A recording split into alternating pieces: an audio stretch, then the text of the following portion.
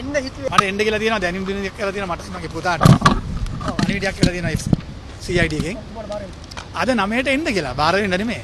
9ට එන්න කියලා කටුත්‍රයක් ගන්න තියෙනවා. ඔබතුමා හැංගිලා හිටියද? හැංගෙන්න අවශ්‍ය නැහැ. දැන් බාර වෙන්න කියන්නේ. ඔය දැන් නෙවලා තියෙන්නේ. ඊයේ වෙලා තියෙනවා මේක ගෙදරට. ඒක ලැබිලා තියෙනවා. ඒ ලැබිච්ච මම ඇවිල්ලා තියෙනවා. ඒ කියන්නේ මේට ඉස්සෙල්ලා ඔබතුමාට එහෙම එන්නේ නෑ මට දැනුම් දීලා නෑ. කිසිම දැනුම් දීමක් තිබුණේ නෑ. මොකද හේතුව කියලා දැනුම් දීලා තියෙනවද? හේතුව දැනුම් දන්නලා නෑ. කටුත්‍රයක් ගන්න කියලා නම්බරයක් දාලා තියෙනවා. ඒ සඳහා තමයි ආවේ. ඔබතුමාට එන්න පුළුවන් වෙයි. මට මේක පුරුදු දැනක්. මේක අලුත් දැනක් නෙමෙයි මේ සම්පූර්ණ දේශපාලන පරිගැනීමක්. මේ මුළු පවුලක්ම හිර කරන්න හදන්නේ.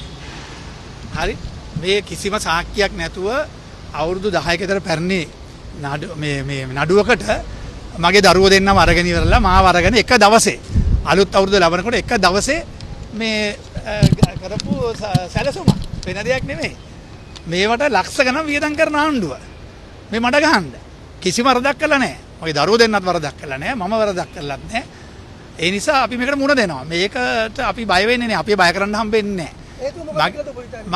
මගේ දරුවා ගිහිල්ලා ඉවරලා උදව් කෙරුවා ගල්ගමුවේ ගිහිල්ලා ගම්වතුර උගදුරට එහෙ ඉන්න දරුවන්ට එහෙ ඉන්න දෙමව්පියන්ට ආණ්ඩුවෙන් අඩුම ගානේ මේ කිසිම දෙයක් එවන්නේ නැති වෙලාවක ගිහිල්ලා බැහැලා උදව් කෙරුවා. එහෙ ඉන්න සංවිධායක කවුද කියලා දන්නවනේ. කවුද ඒක ඇමති? ඒ පොලිස් ඇමති ඉන්නේ ගල්ගමුවේ. ඒ හින්දා තමයි මේ පරිගැනීම කරන්නේ. මේකට අපි බය වෙන්නේ නැහැ. මේකට අපි මුණ දෙනවා. අපි බලාපොරොත්තු වෙනවා යුක්තිය සාධාරණත්වයට ඉටු වෙයි කියලා. මේකට අපි මුණ දෙනවා. අයියා ඔබතුමාගේම පරිගන්න මොකද්ද මොකක් හරි පැනලියක් වෙන්න තිබ්බා ඒ නිසා කියලා කියනවනේ ඒකද? මන් දන්නේ නැහැ. මාව ඉතින් කොහොමද ඉලක්ක කරගෙන තියෙන්නේ? හේතුව අහන්න ඕනේ ඒගොල්ලන්ගේ කියලා. ඒගොල්ලන් මොන හරි ප්‍රශ්නයක් ඇතිනේ. ඒගොල්ලන් මොන හරි ප්‍රශ්නයක් ඇතිනේ. ඔබතුමා දන්නවනේ ප්‍රශ්නේ. ප්‍රශ්නේ ඔයගොල්ලොත් දන්නවනේ. මේකට මුණ දෙමු. නේ නැද්ද? එනම් බොහොම ස්තුතියි ආවට. ඔයගොල්ලන්ට නිවුස් තියෙනවනේ. මේවට අපි බය කරන්න හම්බෙන්නේ නැහැ. අපේ මේ රටේ ජනතාවගේ පොදු ජනතාවගේ මේවා වෙනුවෙන් අපි පිළි හිටිනවා. අපි දේශපාලනය කරන්නේ. අපි මේවට යටත් කරන්න හම්බෙන්නේ නැහැ. අපි බය වෙන්නෙත් නැහැ. අපික පැහැදිලිව කියන අපි සාධාරණත්වයේ බලාපොරොත්තු වෙනවා උසාවියෙන්. දරුවෝ දෙන්නට කිසිම සාක්කියක් නැහැ. මේ සම්පූර්ණ මේ බොරුවක් කරන්නේ.